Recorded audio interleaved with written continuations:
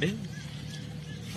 ఇక్కడ ధర్మపురి శివారులో పోచంపంపు ఏరియాలో రైతులు, ఇక్కడ ఉన్నటువంటి రైతులు ప్రజలు నిన్న ఉన్నతాధికారులకు ఫోన్ చేశారంట.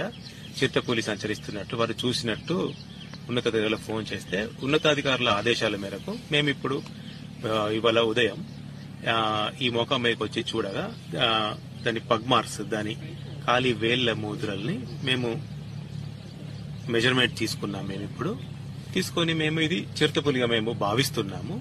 సో ఇక్కడ రైతులు, ప్రజలు, చుట్టుపక్కల ఊరు ధర్మపురి, నాగారం, కమలాపూర్, రామాయపల్లె ప్రజలు దయచేసి అప్రమత్తంగా ఉండగలరు.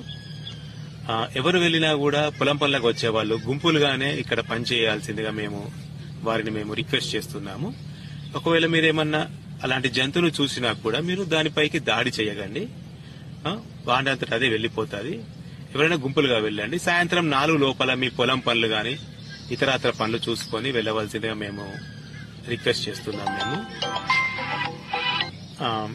మీకు ఏమన్నా ఇలాంటి చిరుతపులి గాని ఇంకా వేరే ఏమన్నా లాంటి జంతువులు లాంటి ఏమన్నా మీకు కనిపించినా కూడా మేము ఇక్కడ గస్తీ కాస్తూనే ఉంటాం. దయచేసి మా ఫారెస్ట్ డిపార్ట్మెంట్ వారికి సమాచారం ఇవ్వవలసిందిగా మేము కోరుతున్నాం.